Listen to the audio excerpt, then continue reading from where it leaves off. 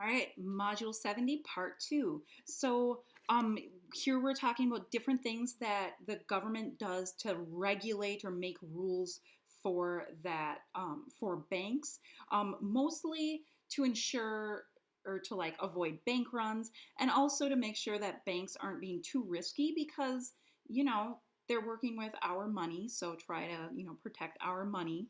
By bank regulations, we mean like ways the,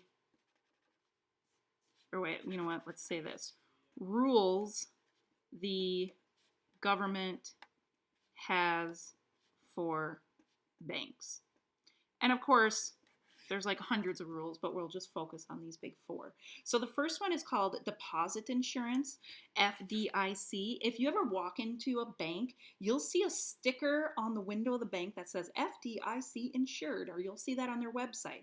And what it means is that the federal government guarantees that if a bank fails, meaning like, banks are businesses, so if it goes and it doesn't work anymore, each person who has money in that bank will get their money back up to $250,000 per depositor, or per person who has deposits in the bank, per bank, which means that if I have money in like US Bank, my money up to $250,000 is insured, which means that if that bank fails, the federal government will make sure that I get my money back.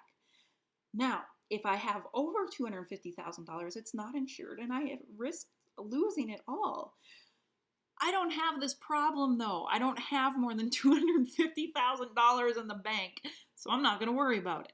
All right, so it prevents bank runs because people feel, here's more feelings in economics, people feel that their money is safe, right? Like, ooh, I don't have to worry about my money in the bank because the government has my back. So that prevents people from being like, oh no, the economy is not doing well. Let me run and get my money out. Okay.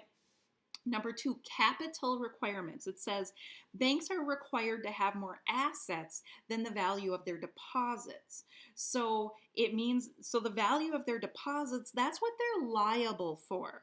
Like those are their liabilities.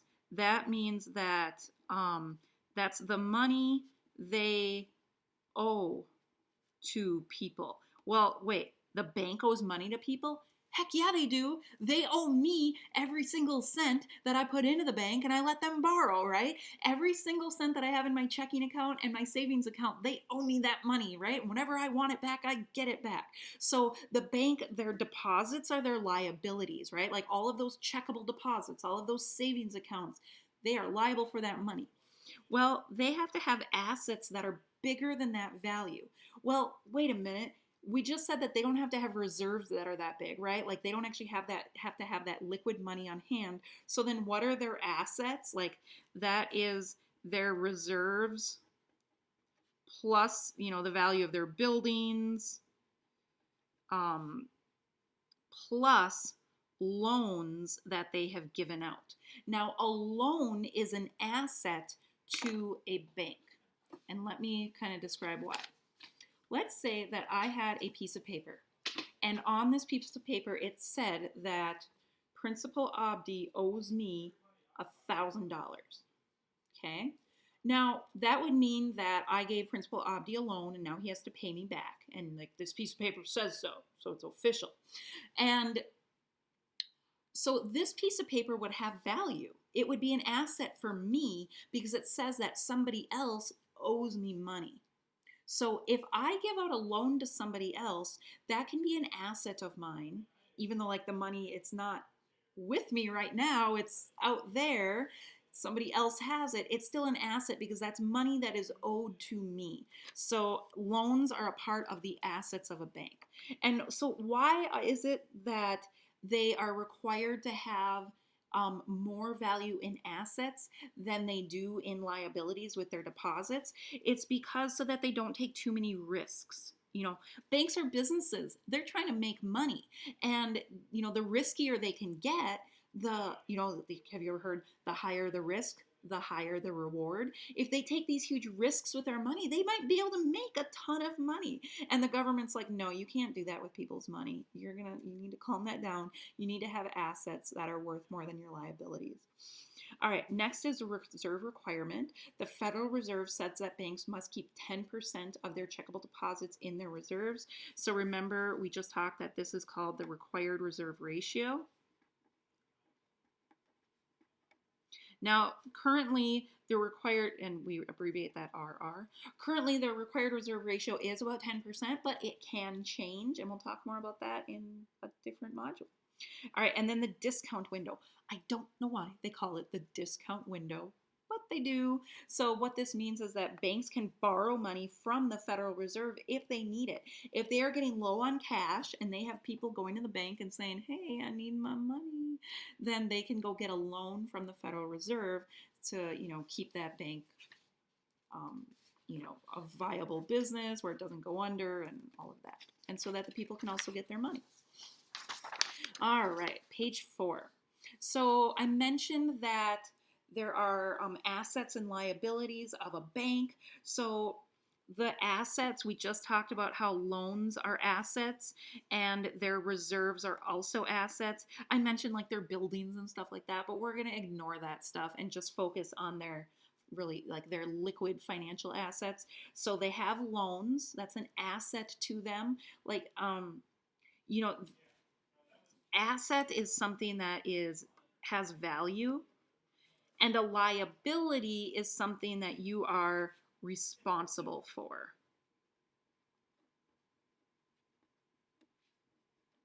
Okay, so the things that the bank has, they have their loans that they gave out to people, so the money isn't with them anymore, but they have the document that says, hey, that person owes us money. So that is an asset for them. And then their reserves, the money that they actually have. And then the liabilities, we're not going to focus on savings. We're just focusing on checkable deposits. So any money that gets put in the bank into checking accounts or checkable deposits, the bank is liable for that. They are responsible for that. All right, so we can make a T-chart, right? Your book refers to these as a T-chart because it's in the shape of a T. And on the left, they put the assets, and on the right, they put the liabilities for the bank. All right, so let's say that there's this bank, and this guy, Bob, okay, little scenario here. Bob deposits $10,000 into his checking account. Well, what would that mean for the bank, all right? So yes, Bob puts the money in the bank, but now this chart here is going to be for the bank. So the bank's assets on the left side and then liabilities on the right side. So if this guy puts $10,000 into his checking account, then so loans and reserves, right? So what does the bank have in loans in this scenario? Nothing. And what do they have in reserves in this scenario? They have $10,000. And here's why. So all that this scenario says is that Bob put 10 grand into the bank. It doesn't say that the bank loaned it out. It just said that that money is now in the bank, okay? So once it goes into the bank, it is in their reserves until the bank uses that money for something else. But because that hasn't happened yet, it's sitting there in their reserves, okay? And then what are they liable for? Well, they're liable for that 10 grand, their deposits.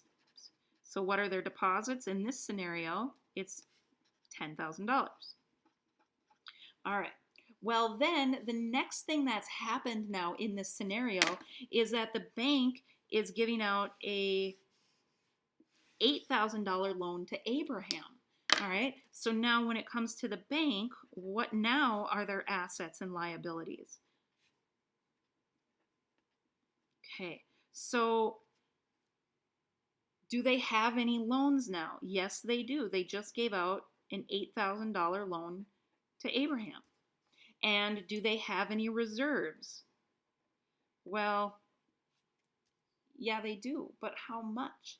They started with $10,000, but now they took 8,000 of that 10,000 and loaned it out to Abraham. So now their reserves are $2,000. Here, we need to add something here. We're going to add the word then.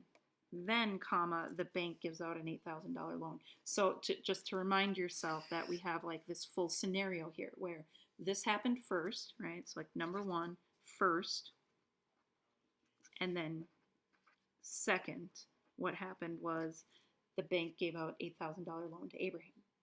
All right, so now they have $8,000 in loans and $2,000 in reserves. And what are they liable for? Well, they're liable for their deposits, which is still that $10,000 that Bob put into the bank, right? So that's Bob's 10 grand, just to remind you. All right, so that is how we do the T-charts, thinking of what are the assets, what are the liabilities. And then, moving on to page 5, it says, how do banks create money? What? Banks create money? I thought the Federal Reserve created money. Well, banks create money by giving out loans. And let's talk more about that. All right, so we're using the term Abraham again, but it doesn't relate to the Abraham on page 4. I just wanted it to be that, actually, I don't know what I'm doing. All right, I know what I'm doing. I just don't know why I put Abraham there. Never mind. All right, so, and an important thing to notice here is that it says if the required reserve ratio is 10%. Okay, because we need to know that. All right, so the action number 1, Abraham puts $10,000 into his checking account. All right, so then it says who has money? Well, Abraham has $10,000, and then the money supply is $10,000. All right, so then second, what happens? The bank loans $9,000 to Elena.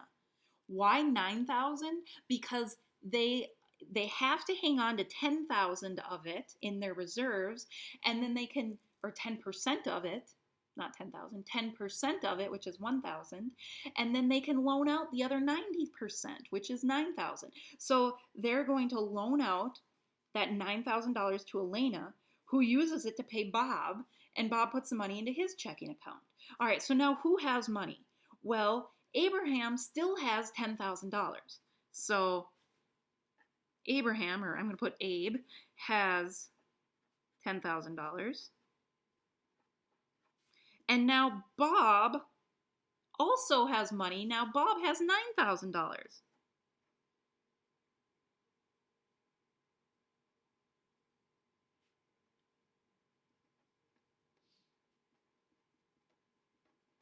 Okay, now what happened to Elena here? So the bank gave the money to Elena. Elena immediately spent it on Bob, so now Bob has that money, okay?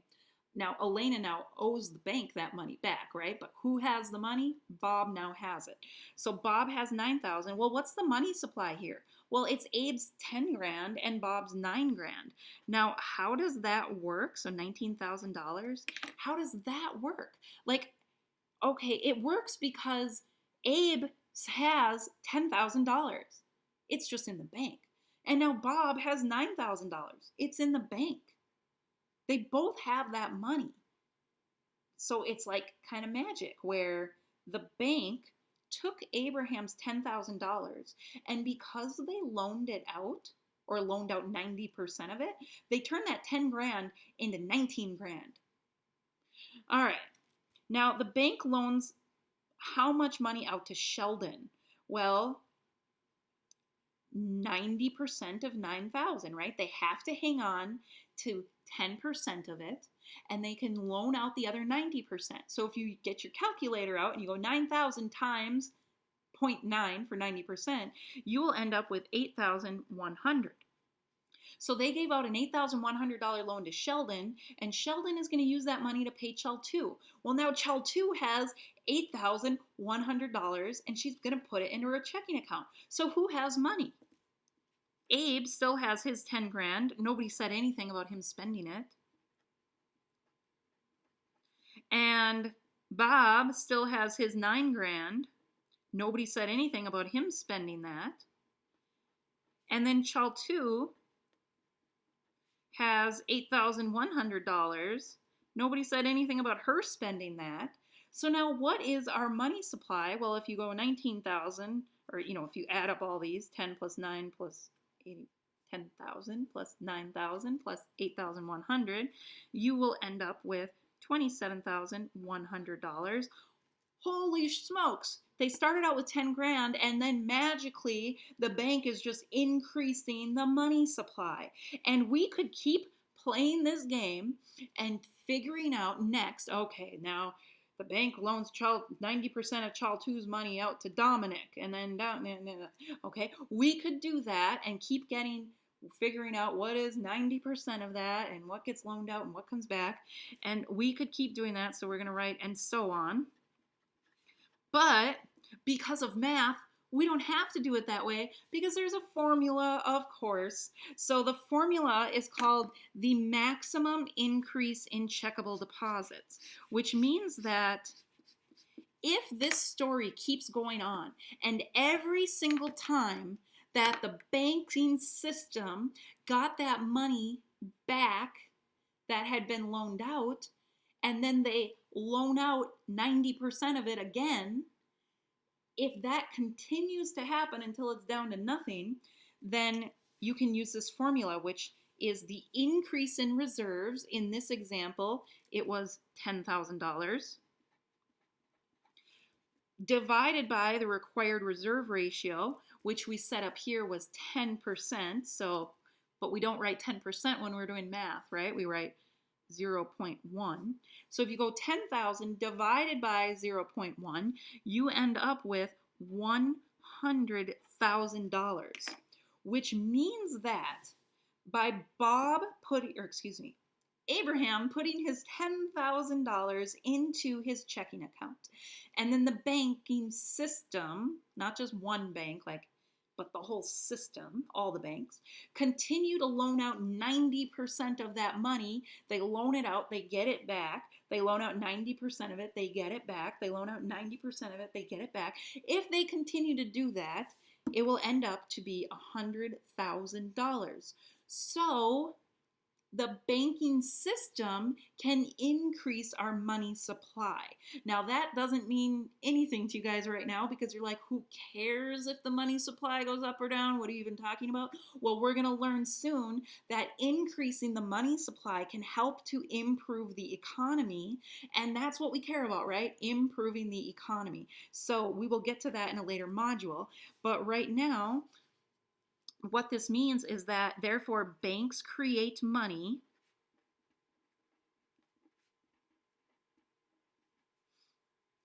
when they loan out their reserves, when they loan out that extra money that they're not required to hang on to. Banks create money when they loan out their reserves. So what that means is that $10,000 can grow into $100,000 if the required reserve ratio equals 10%.